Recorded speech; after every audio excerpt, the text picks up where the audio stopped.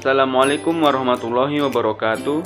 Perkenalkan, nama saya Fathuur Rahman Jamil, mahasiswa semester 3 Program Studi Manajemen Pendidikan Islam UINSI Samarinda. Baik, di sini saya akan menjelaskan dan memaparkan materi tentang kepemimpinan efektif kepala sekolah abad 21 untuk memenuhi tugas mata kuliah manajemen pesantren atau pendidikan non formal. Baik, untuk mempersingkat waktu, mari menuju ke materinya. Judul materi kita pada hari ini adalah Kepemimpinan Efektif Kepala Sekolah Abad 21. Materi pada judul ini adalah 1. Mau dan mampu mendengarkan suara guru. 2. Hanya percaya pada data yang benar. 3. Jujur yang membela kebenaran dan memiliki pengetahuan nilai-nilai utama. 4. Menciptakan surplus of vision sebagai milik kita semua. 5. Memulai kepemimpinan dengan introspeksi dan refleksi. 6. Memberdayakan diri kita semua dan berbagi informasi, mengambil keputusan bersama. 7. Melibatkan pengidentifikasian berkenaan dengan hambatan-hambatan personal untuk berubah baik secara personal maupun organisasional.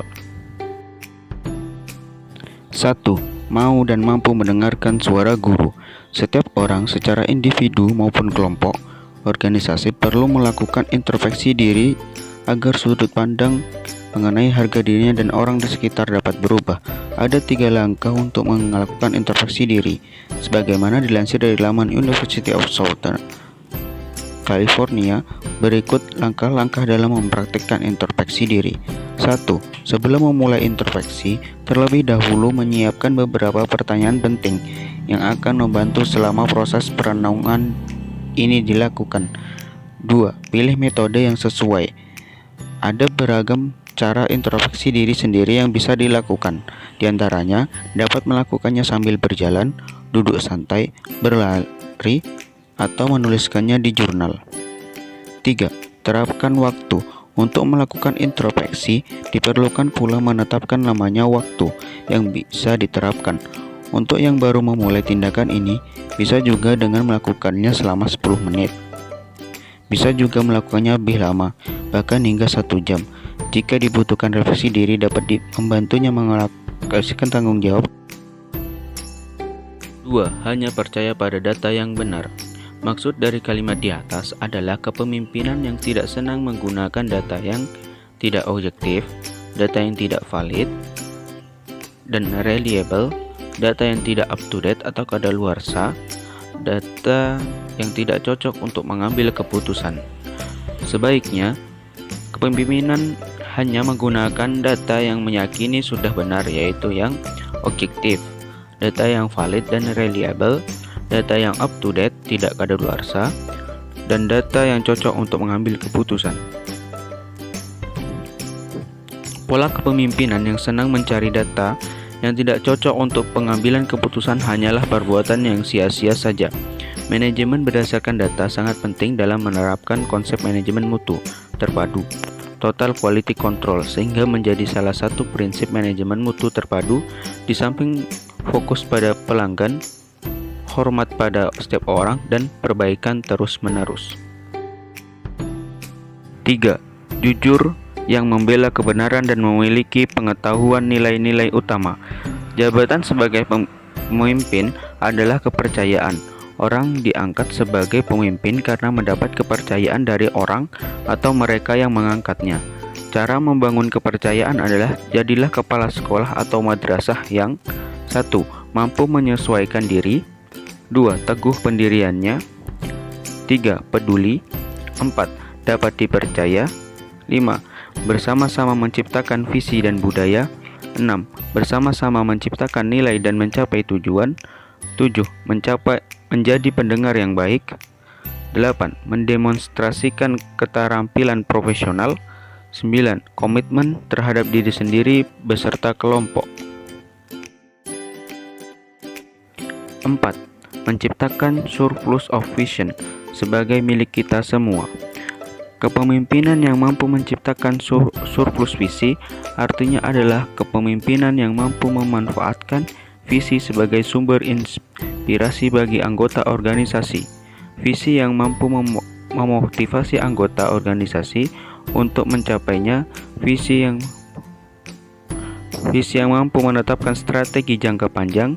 Visi yang dapat meningkatkan integritas anggota organisasi, dan visi yang dapat mengembangkan tujuan individu dan tujuan organisasi. Kepemimpinan yang mampu menciptakan surplus visi artinya visi itu bukan saja milik pimpinan, tetapi juga milik bawahan, milik kita semua. 5. Memulai kepemimpinan dengan introspeksi dan refleksi. Kepemimpinan yang efektif menurut Blanchard 2007, Effective leadership is a transformational journey. Kepemimpinan efektif adalah suatu perjalanan transformasional. Transformasional adalah proses menuju ke arah yang lebih baik atau lebih bermutu. Perjalanan dimulai dengan introspeksi dan refleksi. Introspeksi adalah evaluasi diri sendiri secara objektif. Hasil evaluasi diri digunakan sebagai umpan balik, feedback, untuk memperbaiki atau meningkatkan mutu diri. Refleksi adalah renungan terhadap segala sesuatu yang telah dilakukan.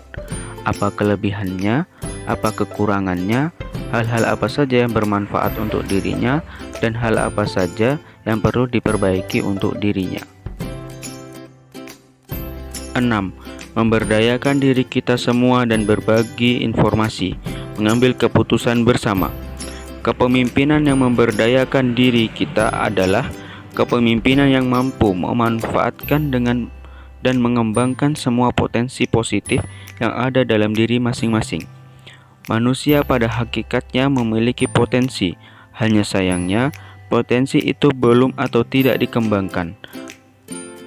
Pembuatan keputusan secara partisipatif dapat memberdayakan seluruh anggota organisasi karena mereka dilibatkan dalam pengambilan keputusan. Mereka akan merasa turut bertanggung jawab dalam melaksanakan keputusan karena mereka dilibatkan. Dan yang terakhir adalah 7. Melibatkan pengidentifikasian berkenaan dengan hambatan-hambatan personal untuk berubah baik secara personal maupun organisasional. Hambatan-hambatan personal adalah kendala yang mengganggu seseorang untuk maju atau berprestasi, dan hambatan-hambatan organisasional adalah kendala-kendala yang mengganggu lembaga untuk maju atau berprestasi. Tujuan diidentifikasikannya hambatan-hambatan personal dan organisasional tersebut adalah untuk diatasi oleh kepala sekolah atau madrasah dengan langkah-langkah sebagai berikut. 1. Sebuah masalah diidentifikasikan. 2. Tujuan dan sasaran ditetapkan. 3. Semua alternatif yang mungkin digunakan dipertimbangkan. 4. Konsekuensi alternatif yang dipertimbangkan. 5. Semua alternatif dievaluasi untuk mencapai tujuan-tujuan dan sasaran-sasaran. 6. Alternatif terbaik dipilih, yaitu 1. Yang memaksimalkan pencapaian tujuan-tujuan dan sasaran-sasaran.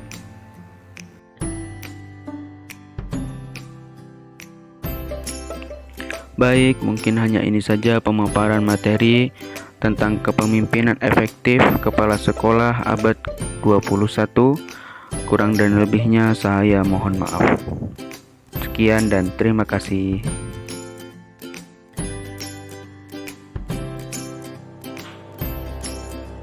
Baik, mungkin ini saja yang dapat saya sampaikan.